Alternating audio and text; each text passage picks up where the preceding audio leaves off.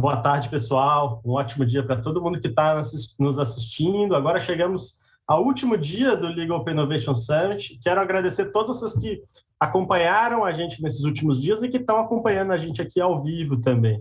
E quero principalmente começar com um agradecimento especial à Flávia e ao David, que se dispuseram a estar conosco aqui, falando de um tema que é tão relevante, né? A mobilidade tem passado por uma mudança bastante acelerada através da tecnologia.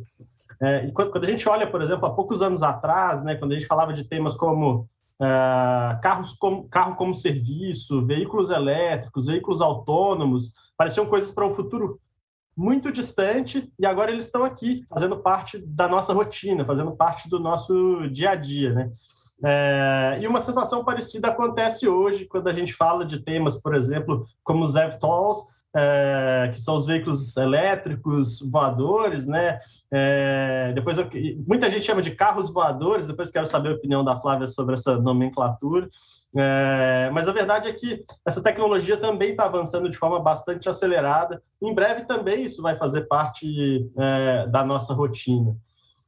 E para a gente começar o nosso painel, então, já pegando um gancho com esse ponto, eu vou começar abrindo para a Flávia primeiro falar com a gente. E Flávia, eu queria que você falasse um pouco justamente sobre esse momento, né? Quando a gente fala dos eVTOLs, muita gente pensa num horizonte bastante distante, né? Se a gente fosse colocar isso numa timeline, como você vê a evolução dessa tecnologia, da regulação, do ecossistema, até que isso, de fato, faça parte do nosso dia a dia e seja um modal de transporte para passageiros, para cargas. E antes disso, eu vou pedir brevemente para você se apresentar e contar um pouco mais também sobre a IVE. Claro. Boa tarde a todos. Eu sou a Flávia Tchatcha, então hoje eu estou aqui na IVE, né, como responsável pela formulação e implementação da visão de experiência do usuário na empresa.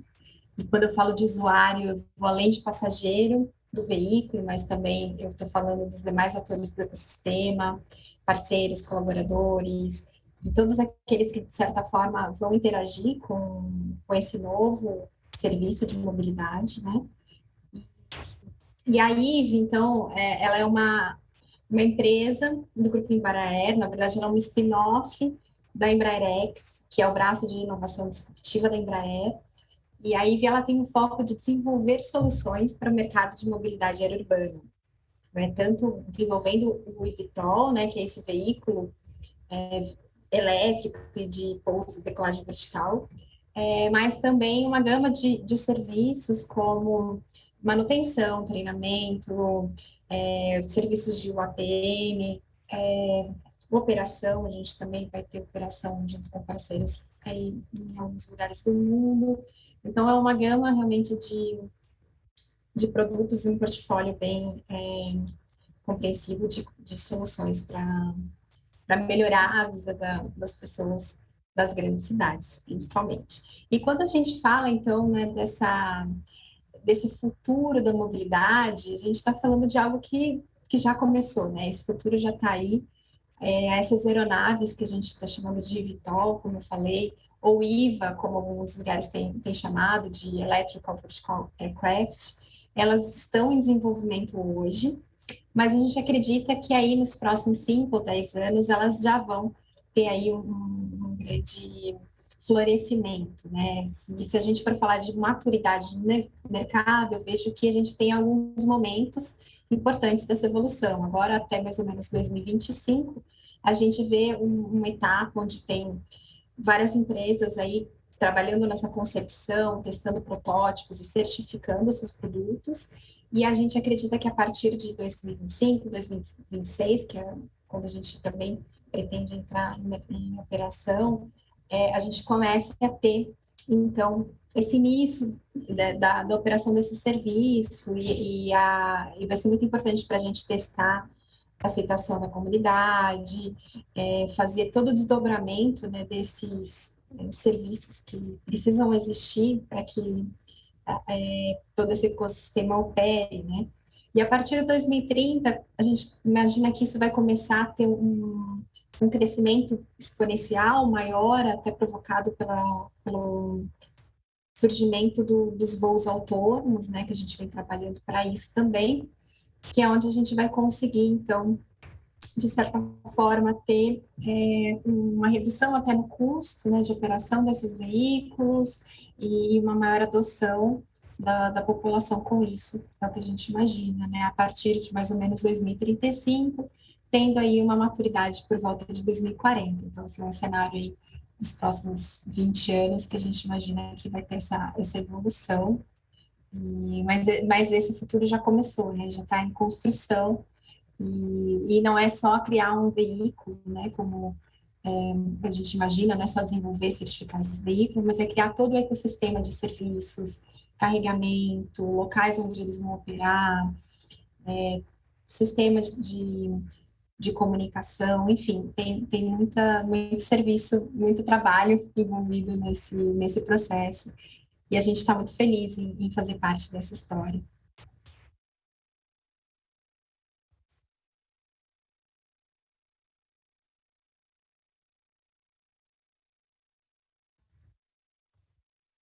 Muita gente imagina que isso vai fazer parte de um futuro bastante distante, né? E a verdade é que já tem uma corrida para que para que os primeiros players já comecem a ocupar esse espaço e também para que exista uma estruturação de todo esse ecossistema que você falou. A gente vai poder falar sobre isso um pouco mais daqui a pouco, mas antes eu vou passar a bola para o David aqui. David,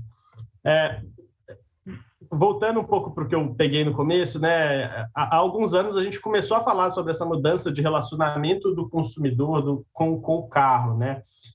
De menos ser uma relação de posse e mais ser uma relação de uso, de um serviço, de uma solução que ele precisa ali disponível naquele momento. E recentemente esse movimento ele foi bastante impulsionado, né? Por todo um ecossistema de car hailing, de veículos de uso de veículos para transporte por motoristas profissionais, motoristas autônomos, né? Eu queria ouvir de você que espaço que você enxerga que os veículos por assinatura ocupam hoje no mercado, e que espaço você vê e como você vê isso no futuro, né? Como é que você vê essa linha do tempo também? Mas antes disso, por favor, se apresenta, conta mais sobre o Carro Fácil da Porto Seguro também. Olá, Dani, tudo bem? Pessoal, boa tarde. Flávia, boa tarde. A gente tem uma visão um pouco mais romântica, né, da assinatura do lado de cá, né? Na verdade, a gente, mais do que a gente ter um carro por uso, a gente tem a vontade de manter a paixão do brasileiro pelo carro, né? A gente escuta muito que o brasileiro se desapaixonou pelo carro. Na verdade, a gente acredita que o brasileiro se desapaixonou pelo trabalho que dava o carro. E por isso nasce o Carro Fácil. Porque a gente queria que a relação do cliente fosse mais fácil, para que ele pudesse se manter apaixonado por aquilo, né? Ninguém gostava de lavar o carro a tarde toda, ficar com o dedo sujo de pretinho. A gente fazia aquilo porque precisava. Talvez, se a gente não precisasse, a gente gostasse até mais. E é isso que a gente propõe hoje. A proposta do carro por assinatura, ela ocupa um espaço de deixar o especialista fazer aquilo que dá trabalho. Pagar imposto, decidir qual seguro fazer, se não se preocupar com taxa de financiamento, não se preocupar para qual oficina vai levar o carro. Então, acho que esse é o espaço que a gente quer ocupar para que a gente tenha a longevidade aí da paixão do brasileiro com o carro. Falando em termos de carro de assinatura, tanto agora como no futuro, de fato, nos 2 últimos anos, a gente teve um grande boom dentro do termo, né, carro por assinatura. Ele se tornou... A gente já está falando sobre o tema há mais de 5 anos, mas nos últimos 2, de fato, que ele se tornou mais popular. E ele é um modelo que ele vai aí conviver com modelos tradicionais de compra de carro à vista, de compra de carro financiado. Surge o carro por assinatura, que é uma nova modalidade de compra. O tamanho que essa modalidade vai ocupar depende muito de um aculturamento. Eu brinco que a gente surfa uma onda muito parecida com a onda do investimento. Há anos atrás, pouco se falava de investimento. Hoje é muito mais popular, né? A gente escuta as pessoas que antes tinham só poupança como referência de investimento, hoje já começam a pensar também em ações de renda variável, de renda fixa. Começa uma discussão muito mais normal. A assinatura deve ocupar esse mesmo espaço. A assinatura deve ocupar um espaço bastante importante na compra e na relação do cliente com o carro. Qual é o tamanho que isso vai ocupar? é uma incógnita ainda, mas a gente espera que a gente ocupe aí um tamanho bastante relevante, principalmente na compra de carros 0 km. Legal, David. Obrigado por compartilhar a visão. E nesse sentido também, eu queria ouvir um pouco da Flávia. Que espaço que você vê, Flávia, que os eVTOLs vão ocupar nos modais de transporte, né? Que tipo de viagem vai acontecer com mais frequência? Vão ser mais rotas urbanas, interurbanas, rotas fechadas, rotas abertas? Cada um vai ter um eVTOL na sua garagem? Como que você vê que espaço você acha que vai ser ocupado? E até acho que no tempo ali, né? Como é que você vê a evolução disso? Então, legal, bacana. Acho que é uma pergunta que todo mundo deve estar se fazendo. Será que eu vou ter um, né? Será que vai ser compartilhado? E assim, acho que vamos começar do início. Essa questão de mobilidade aerourbana, ela já existe hoje, né? A gente não está criando nada novo. O que a gente está falando é que com a introdução desses novos veículos, que vão ser veículos elétricos, então eles vão ser mais sustentáveis, mais silenciosos, com menor custo de operação, a gente vai conseguir, de certa forma, atingir mais pessoas, né? Então, a gente imagina que nesse primeiro momento, esse serviço, ele vai ser uma demanda de substituição. Então, a gente comentou, né, um pouquinho, né, da questão de você ter um grande problema nas grandes cidades, que é a questão do trânsito, né? Então, a economia do tempo para o passageiro é uma das características mais atraentes para esse novo serviço. Então, a gente não pretende resolver todos os problemas, mas a gente se apresenta como uma solução a mais que a pessoa pode ter para assumir os seus compromissos no dia a dia, seja porque ela tem uma ocasião especial, é aniversário do filho, ela quer chegar em casa mais cedo, seja porque ela acordou atrasada, mas ela não quer perder a reunião, então ela pode se deslocar de uma forma mais rápida. Então, a gente tem essa questão da economia do tempo como algo que a gente tem como nossa proposta de valor, né? E isso vai estar associado aí a um preço mais baixo com relação ao que a gente tem hoje na mobilidade urbana, que são os helicópteros, né, com certeza. Então, a gente imagina para início de operação um preço competitivo, nesse sentido que seria na ordem de $2 a $3 por milha, que é o que a gente fala, que seria mais ou menos uns $100 por um trajeto de 30 milhas, mais ou menos. É claro que quando a gente converte, a gente não se diverte. Aqui no Brasil, isso ainda é um pouco mais caro, mas é algo que a gente, como eu comentei, né, conforme a gente for tendo a evolução das tecnologias, o aparecimento do voo autônomo, esses preços, né, na ordem de $3 vão cair para a ordem de $1,50. E aí a gente começa a ficar muito mais próximo ao preço de um Uber, uma corrida de Uber para o mesmo trajeto, né? Então, essa nossa perspectiva ao longo do tempo. E em termos de casos possíveis para a gente explorar nesse novo serviço, a gente tem trabalhado com 3, que é uma condição de airport shuttle, né? Que é quando você quer se deslocar de ou para um aeroporto. Então, imagina, né, de sair do centro de São Paulo e lá para Guarulhos, sempre há uma certa ansiedade. Será que eu vou chegar a tempo do voo? Será que a marginal está congestionada? Será que a lagoa? Enfim, a gente nunca sabe se vai demorar meia hora ou muito mais, né? Então, a gente quer tirar um pouco dessa imprevisibilidade. A gente também trabalha com a opção de deslocamentos entre pontos da cidade, que a gente está chamando de commute, que é, né, durante o dia você deslocar para ir para o trabalho, para o médico, para algum outro evento. E a parte de sightseeing, então de você também conseguir explorar a cidade vista de cima e ter pessoas observando isso, né? A gente tem isso muito em locais turísticos, como Rio, Grand Canyon, ou mesmo aqui esqueci o nome lá no sul, onde a gente tem a Foz do Iguaçu, né, onde a gente tem esses voos mais turísticos, né. Mas no segundo momento a gente vê também outras aplicações, como voos regionais, serviços médicos de emergência, deslocamentos para uso militar e defesa, né? Tudo isso vai depender muito do avanço da tecnologia, principalmente de bateria, né? Para você conseguir alcances maiores, distâncias maiores também.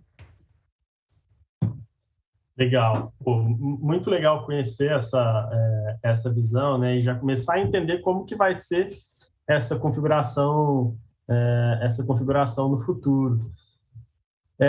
E aí, trazendo um pouco para o que a gente está vivendo hoje, David, eu queria abordar com você. Recentemente, a gente teve uma mudança bastante grande de comportamento, né?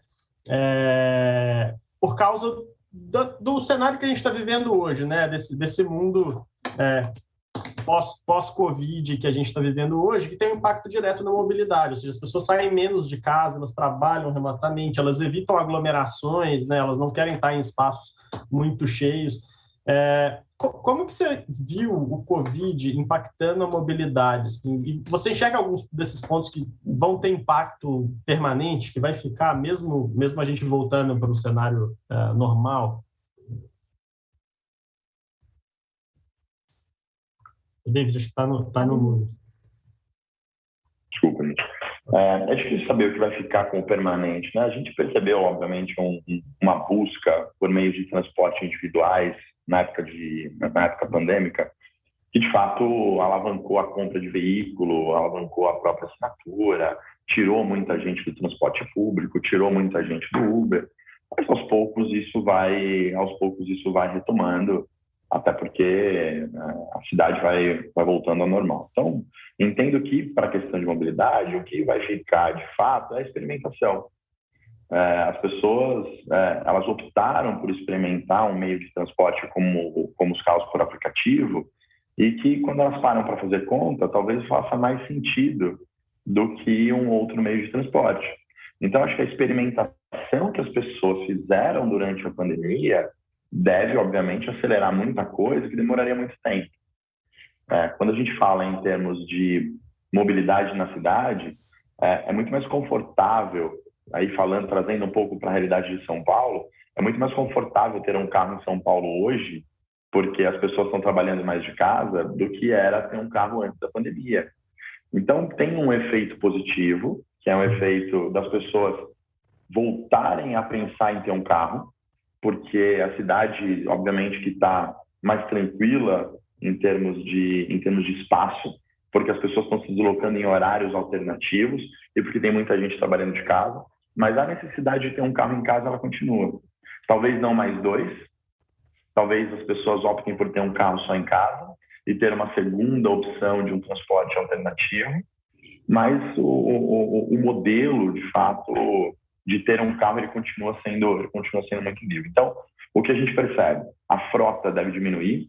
Então, as pessoas que tinham 2 carros talvez optem por ter um só e ter uma alternativa de um transporte de aplicativo como uma alternativa no dia da placa, como no dia que tem que levar o filho mais cedo para a escola ou o filho no médico.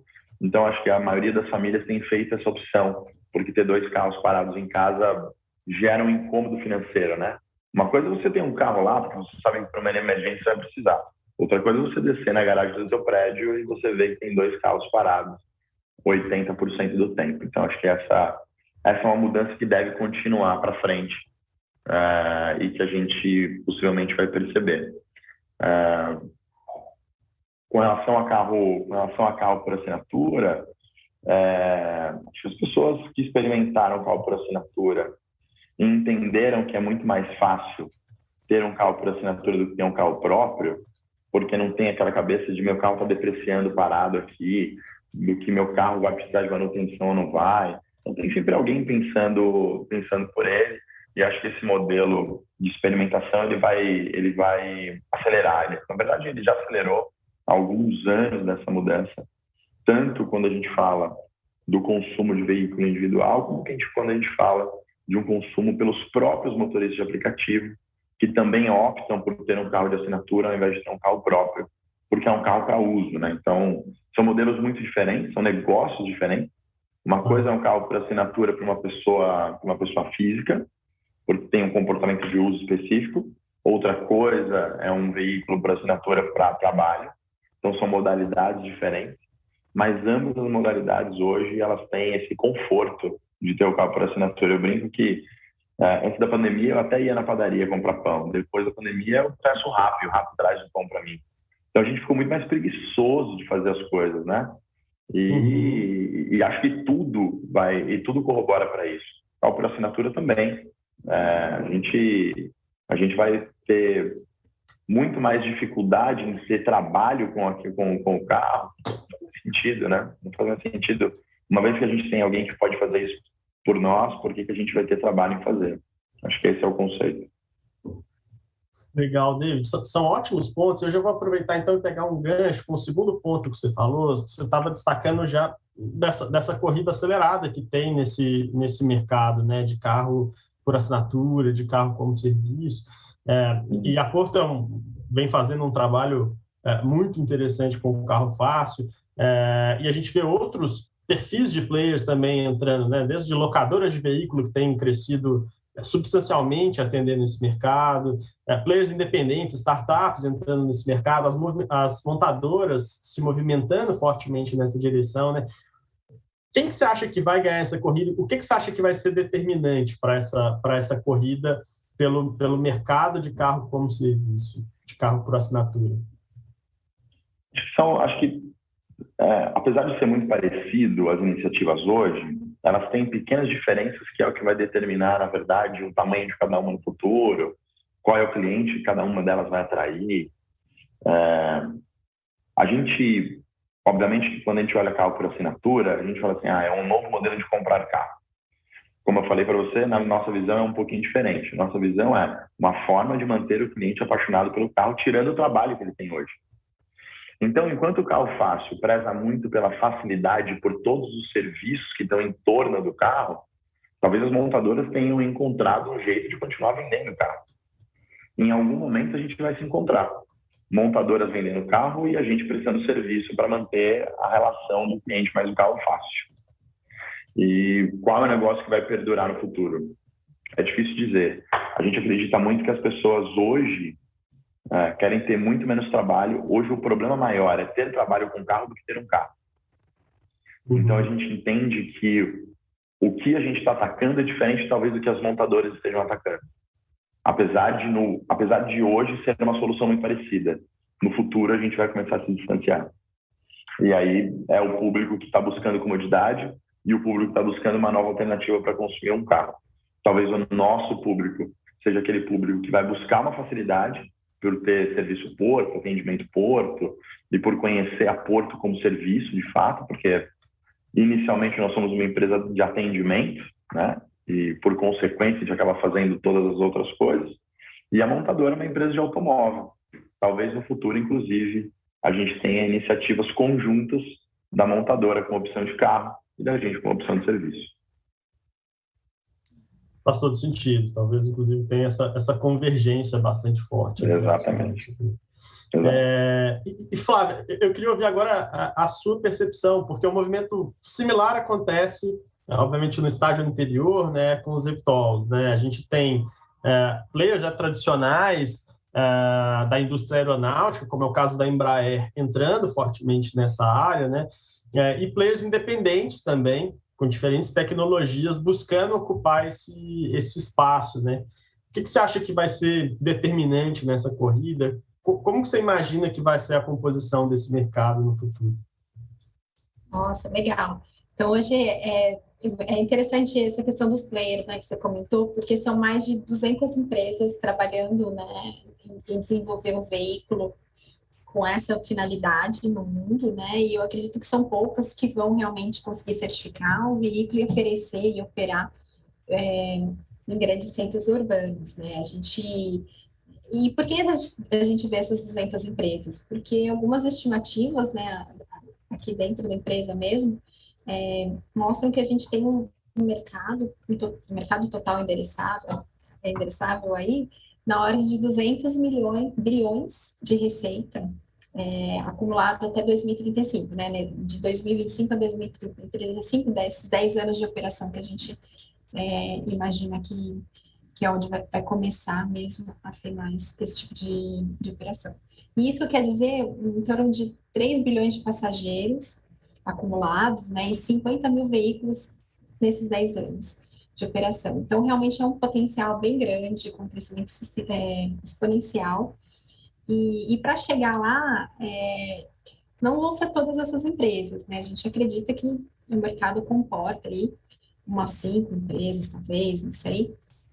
E o que vai ser o diferencial são essas empresas que vão conseguir levantar o capital necessário para fazer esse tipo de desenvolvimento, certificar essas aeronaves, então tem um corpo de engenharia pesado, né, de time técnico forte, tem a questão também de você refinar os seus modelos de negócio, então como é que você vai jogar nesse novo ecossistema, né? Como o David estava falando mesmo, eu vou só oferecer o serviço, eu vou oferecer os serviços, os produtos, o ecossistema, como é que eu vou me posicionar aqui, né? E tem barreiras tecnológicas ainda, como eu falei, da bateria, né? Que vai acabar trazendo algumas restrições de alcance ou de tempo de carregamento, então isso acaba influenciando no custo da operação. A gente tem um ambiente regulatório que ainda não foi totalmente desenvolvido, né? A gente tem os principais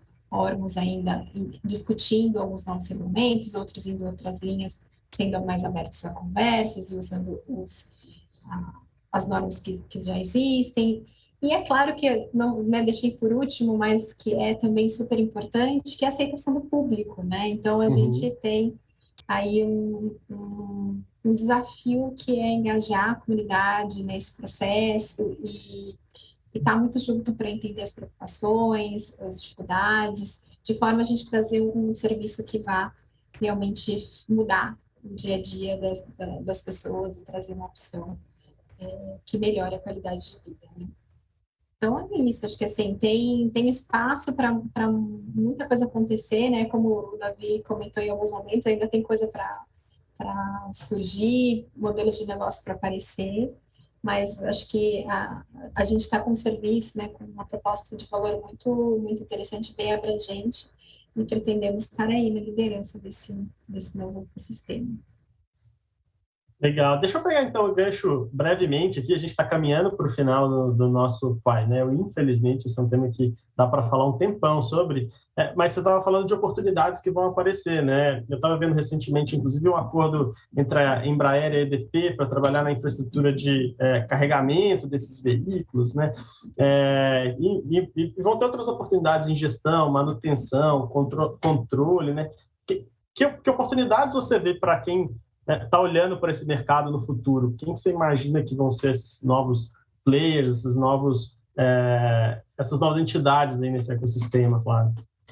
Não, legal. Eu acho que é bacana você ter trazido que a gente tem esse olhar bem colaborativo, né? E a gente tem trazido muitas empresas para justamente criar esse ecossistema, como eu falei lá atrás, né? Não é só ter o veículo, você precisa criar todo o ecossistema que está por trás disso. Então, tem essa questão da energia, então, essa parceria com a EDP, a gente tem que levar o grid de energia para onde esses veículos vão estar operando. Se a gente está falando do centro da cidade, então a gente tem que levar energia até lá. A gente também tem que ter uma rede de manutenção próximas dos locais de operação.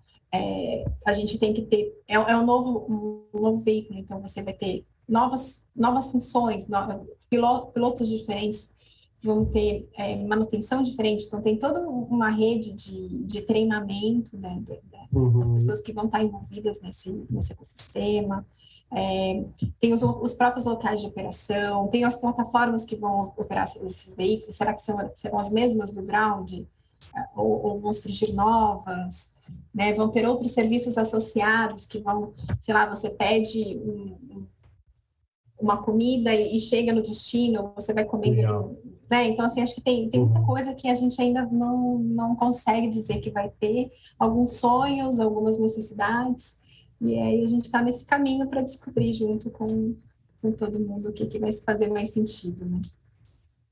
Sensacional. Pessoal, para a gente fechar o nosso painel aqui, acho que tem uma coisa que a gente tem gostado de perguntar brevemente aqui, para todo mundo que passa pelo evento hoje. A gente tem aqui um gênio da lâmpada da inovação, e a gente pergunta para vocês que tipo de tecnologia, de solução, de mensagem vocês pediriam para transformar o cenário de mobilidade atual? E aí, se quiserem também, no final, fiquem livres aí para fazer seus agradecimentos e suas considerações finais.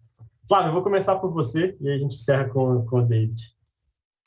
Ok, vamos lá. Eu acho que o meu desejo aqui é trazer essa colaboração, né? Que eu acho que o futuro da mobilidade ele só vai acontecer e ser bom para todo mundo se houver essa colaboração, tanto do poder público, da comunidade, das empresas, de forma a gente criar uma solução que faça sentido para todo mundo, né? E que realmente traga qualidade de vida para a população. Então, eu queria agradecer aqui o convite e parabenizar pelo evento, um super evento. É um prazer estar aqui. Obrigada, Daniel. Legal, obrigado, Flávio. David, o que você pede para o Gênio? Bom, meu pedido é que, de fato, as soluções de mobilidade elas consigam gerar para as pessoas mais tempo de fazer aquilo que importa, né? Que as pessoas elas consigam, de fato, com as novas soluções, usar esse tempo para estar mais perto dos filhos, para estar mais perto da família, para estar mais perto das coisas, para que a gente tenha pessoas mais saudáveis mentalmente. Acho que esse é um dos objetivos da mobilidade, né? A gente gerar tempo para que as pessoas, de fato, vivam melhor. Acho que esse é o desejo aí que eu faria para o Gênio da Lâmpada, para o futuro da mobilidade. Espero que o Galface contribua. Espero que o Galface contribua muito para isso. Sensacional. Já estou ansioso por esse momento em que a gente vai conseguir essa convergência dessas coisas. Já estou ansioso aqui. Quem sabe daqui a pouco tempo a gente está falando aí da Porto Seguro Evitol Fácil, né? Resgatando a paixão do brasileiro pelos Evitols. Temos aqui uma oportunidade aí, Ive e Porto, de baterem um papo aí para falar sobre isso. É isso.